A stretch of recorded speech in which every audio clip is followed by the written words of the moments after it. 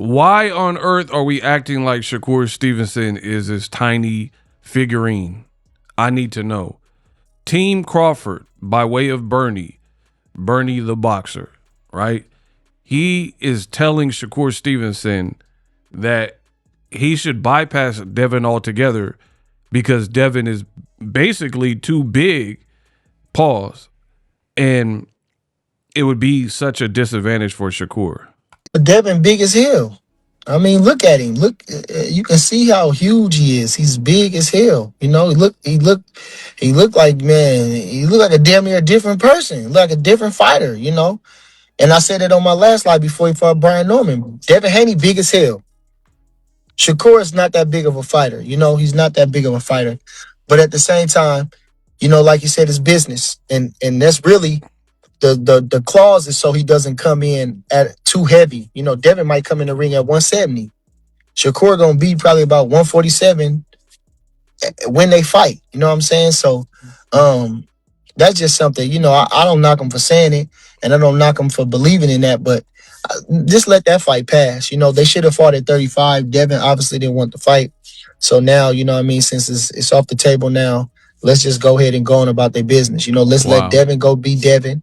And, you know what I'm saying? Shakur be Shakur. You know, I think that's just it. You know what I'm saying? He thinks it lost its luster. Yeah. Yeah, because Devin shit on the fight for real. Devin shit on the fight. How? Devin shit on the fight. They all shit on the fight. Tank shitted on the fight. Devin shitted on the fight. Them was the fight. Everybody wanted to see them guys mix it up. Them three. Them they wanted to see them guys mix it up along with a Lomachenko. You know, Devin was able to get Lomachenko, but Shakur was somehow not able to get Lomachenko. It's crazy, ain't it? How? What Neither makes was it, Tank. you know? Why Shakur couldn't get Lomachenko? And Devin just signed in with just like a Shakur was like with them. And Devin was just like being a free agent, just like working with them. And he got the Lomachenko fight. Why? Because they believed that Lomachenko had a better chance to beat Devin, you know what I mean, than Shakur.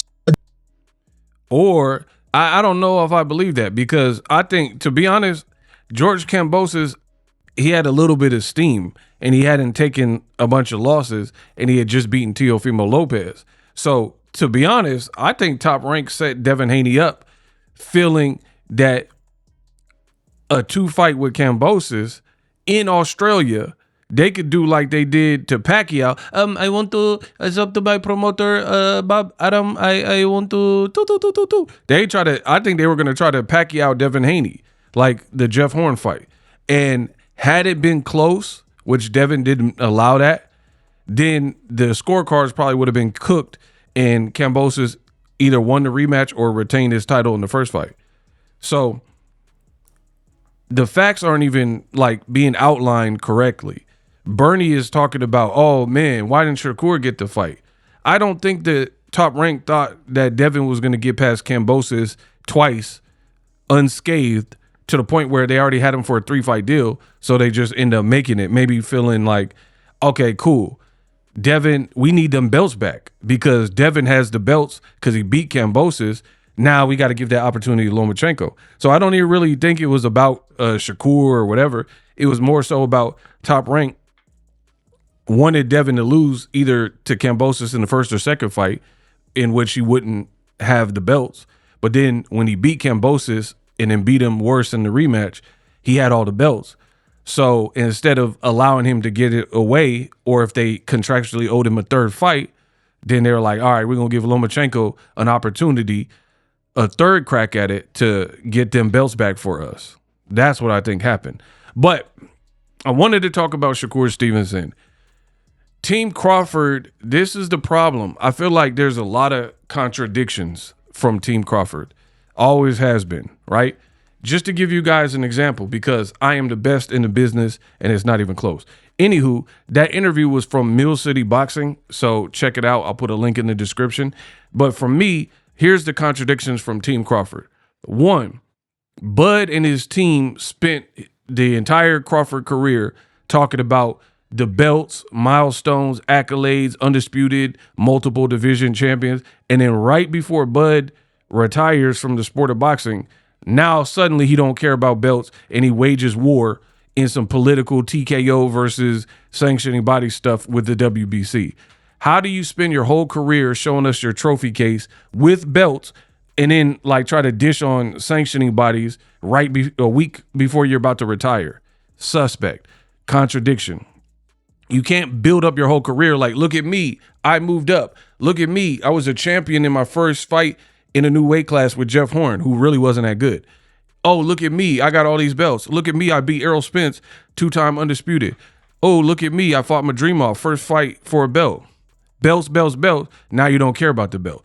Furthermore, speaking of using that same train of thought, Team Crawford has always talked about like, oh man, Tank don't want to fight the best and the best are supposed to fight the best. And Ray Robinson fought everybody and da-da. And then now you're trying to provide a soft spot for Shakur to land. Talk about Devin is way too big. Bro, this generation is chopped. It's not even fun at this current moment in boxing. We need these young fighters to step up because how many people did Floyd fight that were way bigger? And let's be real, Devin Haney is not this tremendous puncher that everybody is like shaking in their boots because of his power. He's not really known for that. So yeah, I agree. Devin is big. I've always talked about that. You can say weight bully or whatever. However, he's not even really known for like just hit you and then you out of here and sleep. So yeah, he would carry a weight advantage, but he would have to rely on his skill to get the win, as opposed to Floyd fighting Maidana, and Maidana got the cheap gloves and a weight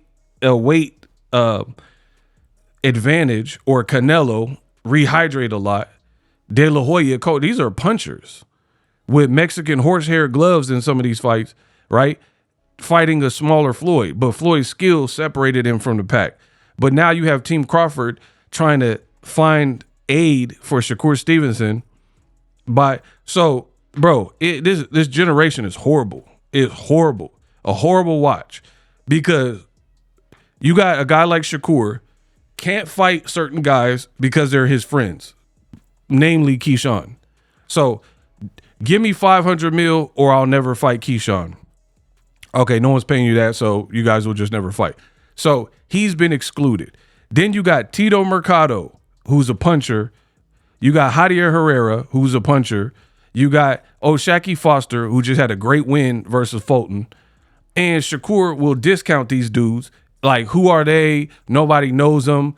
Big fights only. But then this is the same guy a fight or two ago, under any circumstances, fought an electrician, Padley, right? Then now you got Team Crawford, who we know is like this with Shakur, putting it out there that he shouldn't fight Devin and let the ship sail because of the 147. But Shakur himself said he would fight Conor Benn at 54 or 147. And then when fans and people like myself called him out for that, and I made videos about it, unpacked and showed you the truth. Hey, how you clowning Tank for a rehydration clause, but then now you all about the rehydration clause? How you calling out Conor Benn, but then Devin's a champion, Conor Benn's not a champion, and you only want to fight the non-champion who started boxing late instead of the guy who your name has been. We didn't even know who Conor Benn was when you was 15 fighting Devin Haney in the Mayweather gym. So that has been brewing a lot longer. But you see what Team Crawford is doing. They're trying to provide Shakur an escape route. Like, for real, in 2026, we didn't really even ask for the Teofimo Lopez fight. We really didn't. That fight would probably have been better served when Teofimo was more popping, like after he fought Lomachenko. Before he lost to Kambosos and right after Lomachenko. That would have been a good fight then.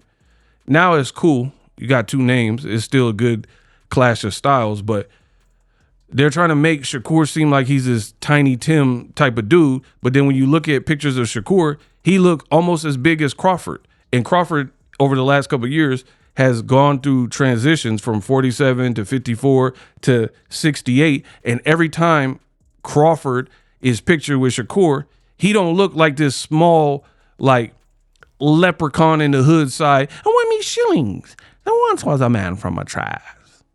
Me shilling. Like, he don't look like Warwick Davis, Willow. He don't look like that. Like, I can understand, like, for real, Tank look like that.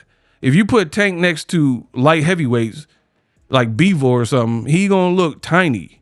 You put Shakur next to a light heavyweight or a 160 pounder or Conor Ben, who just fought at 160, he's not going to look that small. So a bunch of cap.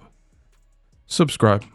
Live streaming can be tough, which is why I use StreamYard. Click the link in the description for StreamYard, which is an awesome tool that enables you to set up your stream with ease of use.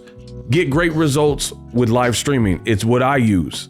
Stream to social media with ease with StreamYard. Live streaming is here to stay. Engage with your audience using StreamYard. Great way to reach out to your audience and connect. So you need a tool that can do that.